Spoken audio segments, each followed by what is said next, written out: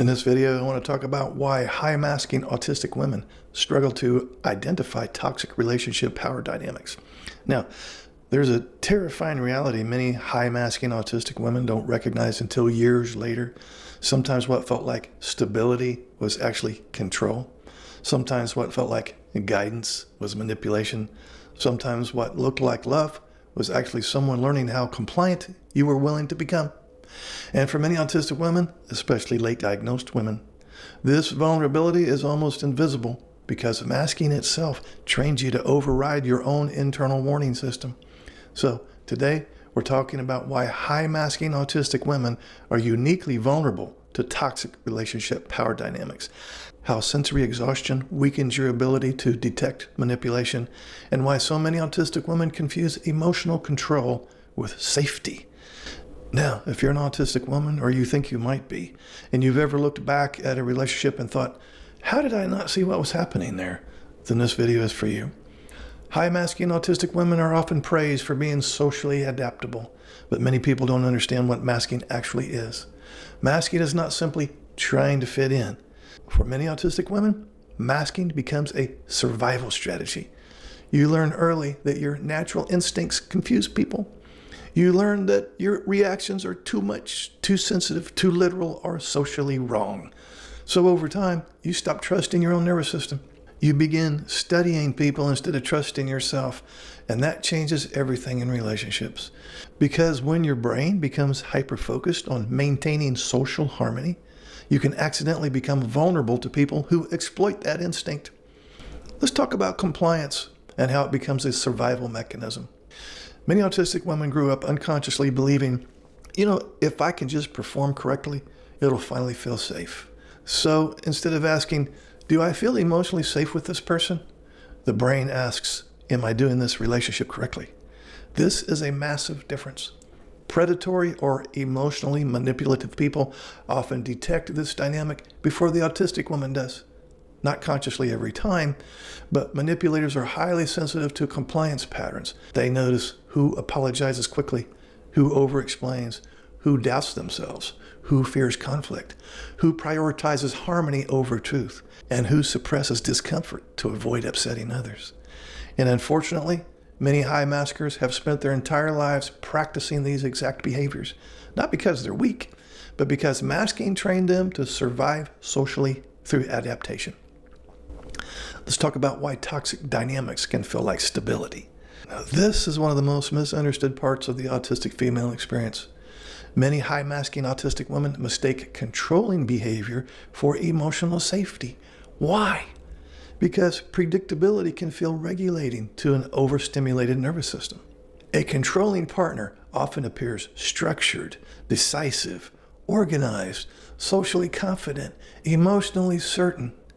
And to an autistic woman already exhausted from constantly analyzing social situations, that certainty can initially feel calming, especially if she struggles with decision fatigue, sensory overload, or chronic social confusion. At first, the controlling person may seem stabilizing, but slowly, stability becomes domination.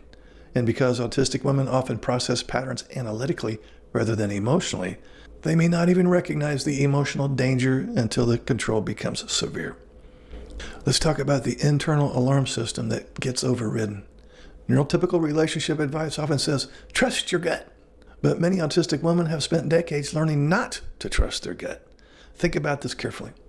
If your childhood repeatedly taught you, well, you're overreacting, or you're misunderstood, or you're too sensitive, or that's not what people mean, or stop being so dramatic, then eventually you begin outsourcing your reality to other people. This creates a devastating vulnerability to gaslighting, because when manipulation happens, the autistic woman often assumes, well, I must be misunderstanding this, instead of, something feels wrong here. Many high-maskers are actually highly perceptive, but they've been conditioned to distrust their own perception. That distinction matters enormously. Now, let's talk about sensory exhaustion and gaslighting. Here's something almost nobody talks about. Sensory exhaustion dramatically reduces your ability to detect manipulation. When an autistic nervous system is overwhelmed, The brain prioritizes survival and regulation, not social analysis. This means that after chronic masking, sensory overload, work exhaustion, parenting stress, or relationship conflict, many autistic women lose the cognitive bandwidth necessary to evaluate subtle emotional dynamics accurately. And manipulators thrive in ambiguity. Gaslighting works by creating confusion faster than the nervous system can process clarity. So if an autistic woman is already exhausted from social performance, emotional decoding, sensory management, conflict anxiety, executive function strain, then manipulation can become incredibly difficult to untangle in real time. Especially subtle manipulation, especially emotionally sophisticated manipulation, especially manipulation disguised as help, concern, or protection. Now let's talk about why high maskers often rationalize red flags. This is another painful reality here. High-masking autistic women are often exceptionally good at explaining away unhealthy behavior. Why? Because they've spent years intellectually decoding human behavior. They become pattern analysts, meaning that they can often explain why someone behaves badly. But understanding behavior is not the same thing as being safe around it.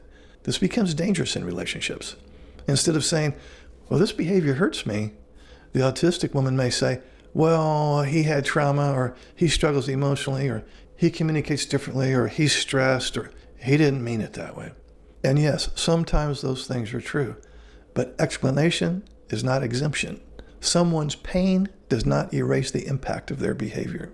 And autistic women often stay too long because empathy overrides self-protection.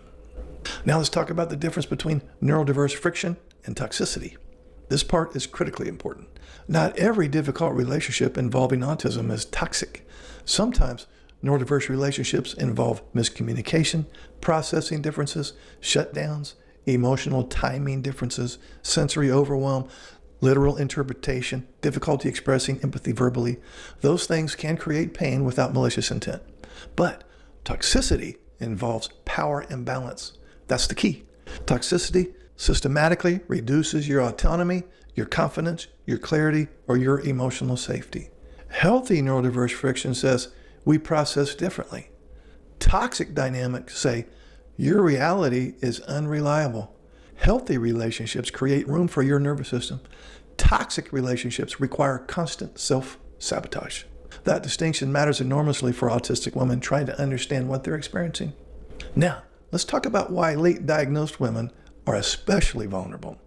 Late diagnosed autistic women often carry decades of identity confusion.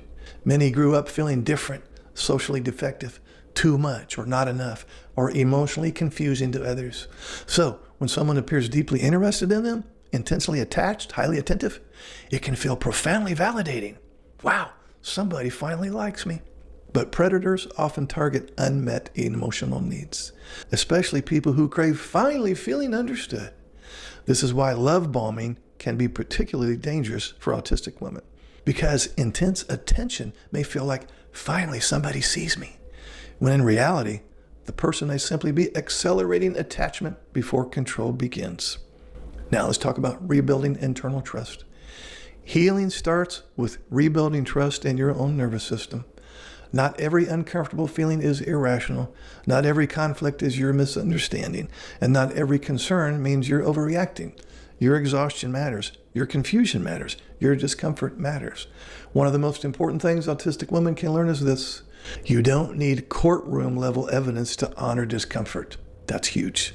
Many high maskers believe they must intellectually prove harm before protecting themselves. But healthy boundaries are not legal cases. You're allowed to step back from dynamics that consistently destabilize your nervous system, even if you can't perfectly explain why. Now, if you're a high-masking autistic woman who's beginning to recognize unhealthy relationship dynamics, I want you to hear this clearly. Your vulnerability did not come from weakness. It often came from years of adapting so intensely to survive socially that you learned to disconnect from your own internal warning system. That's not failure, that's survival. But survival strategies that protected you in childhood can become very dangerous in adult relationships. And healing often begins the moment you stop asking, well, how do I become easier for others? And start asking, what does emotional safety actually feel like in my body? Because real safety doesn't require constant performance. Real safety doesn't require self-sabotage. Real safety allows you to exist without abandoning yourself. Now, if this video resonated with you, let me know in the comments. And if you're trying to untangle the difference between neurodiverse relationship struggles and genuine emotional toxicity, subscribe to the channel. Because these conversations matter. And many autistic women are finally beginning to realize they were never too sensitive. Instead, they were often sensing danger long before they learned to trust themselves enough to name it. Thanks for listening. I'll see you in the next video. Would you like to schedule a paid private coaching session? This will be in the form of a face-to-face Zoom call. Underneath any of my videos, you'll see this Calendly link. If you click on that link, it'll open up my calendar. You can pick the available days and times that works for your schedule. You'll get a follow-up email immediately after purchasing a session that will have the Zoom link that coincides with the day and time that you picked. I will get an email too that you scheduled a session, and I will be available on that exact day and time, and we will talk. I look forward to working with you.